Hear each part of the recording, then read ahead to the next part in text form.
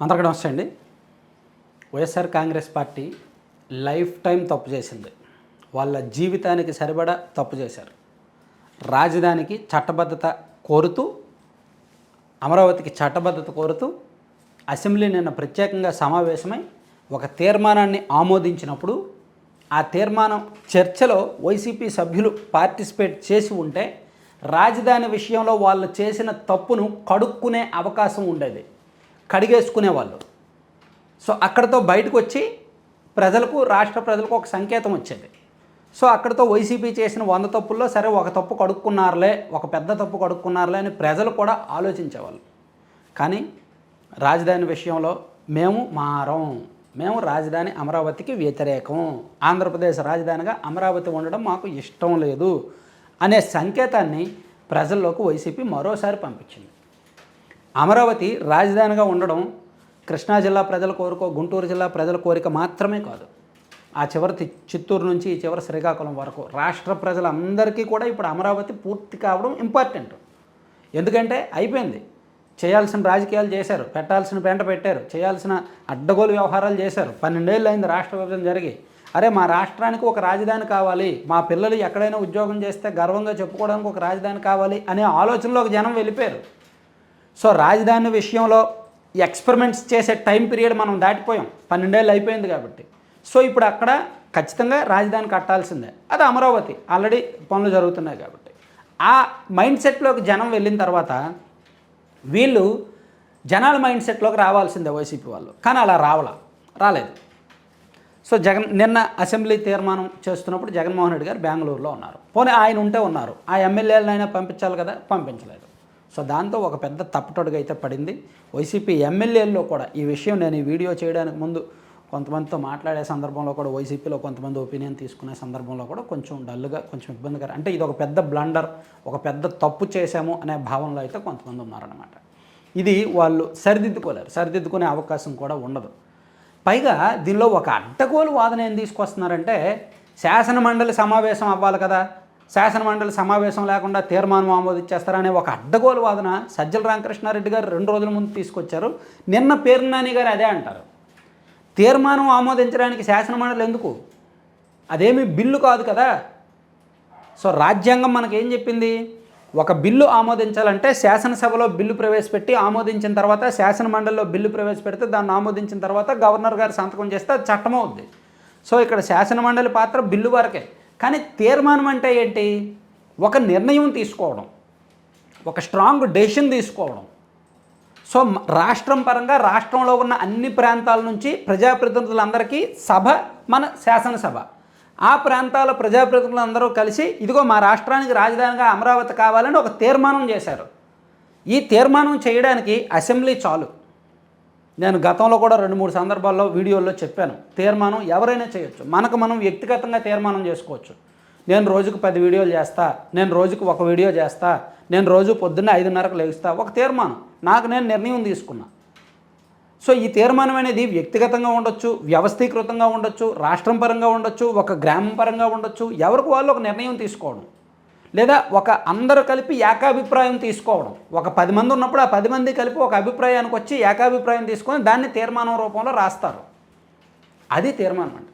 ఉదాహరణకు మా రాష్ట్రంలో రాజధాని అమరావతి ఉండాలి అనేది రాజధానికి ముందే గ్రామ సభలు అందరూ తీర్మానం చేసి పంపించారనుకోండి, ఇది రాష్ట్ర ప్రజల కోరిక అనేటట్టు చెప్పేవాళ్ళు. అంటే ఇక్కడ రాష్ట్ర అసెంబ్లీ ఉంది కాబట్టి, అన్ని ప్రాంతాల ప్రజాప్రతినిధులు అక్కడ ఉన్నారు కాబట్టి, వారి సమక్షంలోనే అమరావతి రాజధానిగా ఉండాలి అనే ఏకాభిప్రాయంతో తీర్మానం చేశారు కాబట్టి ఇది రాష్ట్ర ప్రజల కోరిక, ప్రజాప్రతినిధుల కోరిక. ఇది కేంద్రానికి పంపించినప్పుడు కేంద్రం దీన్ని బేస్ చేసుకొని చట్ట సవరణ చేస్తారు. ఇందులో శాసన మండలికి ఆస్కారమే లేదు, శాసన మండలికి వెళ్లాల్సిన పనే లేదు. ఆ విషయం పేర్నాని గారికి తెలుసు, సజ్జల రామకృష్ణారెడ్డి గారికి తెలుసు. కానీ వీళ్ళు ఎందుకు శాసన మండలి అంటారు? శాసన మండలిలో వైసీపీకి మందబలం ఉంది కాబట్టి దాన్ని అడ్డుకోవడానికో, దాని మీద వికృతమైన వితండవాదన చేయడానికో, అడ్డగోలు వాదన చేయడానికో అడుగుతున్నారు. అసలు అవకాశం లేదు కదా, అవసరమే లేదు కదా. అవసరం లేదు, అవకాశం లేదు. కానీ శాసన మండలికి కావాలి అంటున్నారనమాట. సో అంటే అక్కడ ఏదో ఒకలాగా అడ్డుకునే ప్రయత్నం చేయాలనుకున్నారు. కానీ ఆ పప్పులు ఉడకలేదు. కానీ శాసనసభకు వెళ్ళాల్సింది, ఆ 10 మంది శాసనసభకు వెళ్ళాల్సింది. వెళ్ళి మాట్లాడాల్సిందే. తీర్మానంలో ఆ పార్టీ తరఫున పెద్దిరెడ్డి రామచంద్రారెడ్డి గారు ఎవరో ఒకరు మాట్లాడితే బాగుండేది.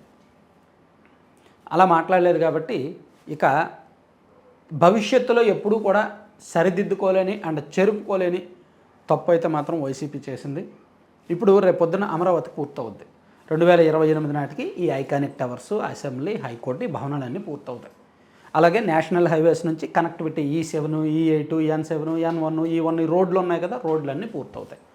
సో ఈ కూటమి వాళ్ళు ఏం చేస్తారు, దీన్ని ఎలాగ పొలిటికల్ మైలేజ్ కోసం వాడుకుంటారు కదా. 2028 జూన్ నుంచి 2028 డిసెంబర్ మధ్యలో వీలైతే రాష్ట్ర ప్రజలందరికీ కూడా అమరావతి విజిట్ క్యాంప్స్ పెట్టినా పెడతారు. నేను అనుకోవడం పెడతారు, పెట్టే అవకాశం ఉంది. అంటే రాష్ట్ర ప్రజలందరూ అమరావతి ప్రత్యేకంగా చూడలేరు కదా. సో దానికోసం ఫ్రీ బస్సులు పెట్టి జనాలకి రాజధాని చూపించినా ఆశ్చర్యపోకల్లా, చూపిస్తారు, అవకాశం ఉంది. సో అప్పుడు ఇది మేమే కట్టామని గర్వంగా వాళ్ళు చెప్పుకుంటారు కూటమి వాళ్ళు. వైసీపీ వాళ్ళు ఏం చెప్పుకుంటారు, ఇందులో మా పాత్ర ఉంది, దీన్ని చట్టబద్ధం చేయడంలో మేము కూడా పార్టిసిపేట్ చేసామని చెప్పుకోగలరా? చెప్పుకోలేరు. ఇది కట్టకుండా మేము అడ్డుకున్నాము అని చెప్పుకోవాలి, అలా చెప్పుకోలేరు. సో రేపు పొద్దున పోనీ అన్ని క్రెడిట్ చోరీ చేసినట్టు అమరావతి క్రెడిట్ చోరీ ఏమైనా చేయగలరా? చేయలేరు. సో ఇట్లా ఏ రకంగా చూసినా సరే రాష్ట్ర రాజధాని విషయంలో వైసీపీ తప్పటడుగులు పడ్డాయి. దీన్ని సరిదిద్దుకోలేని తప్పు అయితే చేశారు. మేబీ అంటే ఇక్కడ ఈరోజు సాక్షిలో ఒక వాదన చూసా, డైవర్షన్ పాలిటిక్స్ అని. డైవర్షన్ ఏంటి నాకు అర్థం కాలే. దేన్ని డైవర్ట్ చేయాలి? మాకు రాజధానిగా అమరావతి ఉండాలి అని చెప్పి కేంద్రానికి ఒక తీర్మానం పంపించడానికి డైవర్షన్ ఏముంది దీనిలో?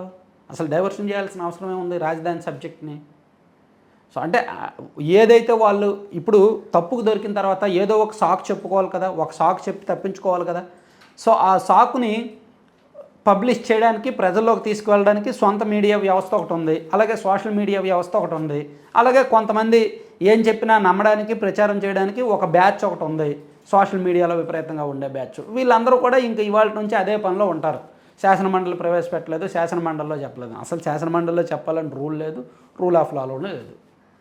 నిజంగా రూల్లో ఉంటే ఈ పేరు నాని గారు, సజ్జల రామకృష్ణారెడ్డి గారిని కోర్టులో కేసేమనండి. ఇదిగో శాసనసభలో తీర్మానం పంపించారు, శాసన మండలికి తీసుకురాలేదు, ఇది చట్టవిరుద్ధం, ఇది రాజ్యాంగ విరుద్ధం అని కోర్టులో కేసేమనండి. కోర్టు చాచి ఒకటి కొడుతుంది. అసలు ఈ పిటిషన్ వేసిన వాడిని చాచి ఒకటి కొడుతుంది అనమాట. మీన్స్ అంటే మాటలతోనే కొడుతుంది, మీన్స్ కొడతారని కాదు, మాటలతోనే సరైన సమాధానం చెప్తుంది. ఎందుకంటే ఇది చట్టంలో లేదు, రాజ్యాంగంలో లేదు. రాజ్యాంగంలో లేని దాన్ని, చట్టంలో లేని దాన్ని నువ్వెందుకు అయ్యా పిటిషన్ వేసావా, అసలు తీర్మానం అనేది శాసనమండలికి తేవాలని ఎక్కడైనా ఉందా అని ఫస్ట్ క్వశ్చన్ అడుగుతారు. దానికి వీళ్ళు సమాధానం చెప్పలేరు. నిజంగా వీళ్ళు ఇంత వాదన చేస్తున్నారు కదా, కోర్టులో కేసు వేయండి. వైసీపీ వాళ్ళు ఎవరైనా సరే ఈ రాజధాని విషయంలో శాసనమండలిలో తీర్మానం ఆమోదించి కేంద్రానికి పంపించారు, శాసనసభకు పంపించలేదు, ఇది చట్టవిరుద్ధం, ఇది తప్పు అని చెప్పి ఎవరైనా కేసు వేయండి, పిటిషన్ వేయండి, ఏం జరుగుద్దో చూడండి. సో ఏదో వాదన వాళ్ళకంటూ చెప్పుకోవడానికి ఒక పసలైన వాదన ఉండాలి కాబట్టి వదిలేరు తప్ప దానిలో సబ్జెక్ట్ లేదు. సో ఓవరాల్గా నేను చెప్పేది ఏంటంటే చారిత్రక తప్పు చేశారు, చరిత్రలో సరిదిద్దుకోలేని తప్పు చేశారు. సో ఇంకా మళ్ళీ సిద్ధంగా ఉండాల్సిందే. Thank you.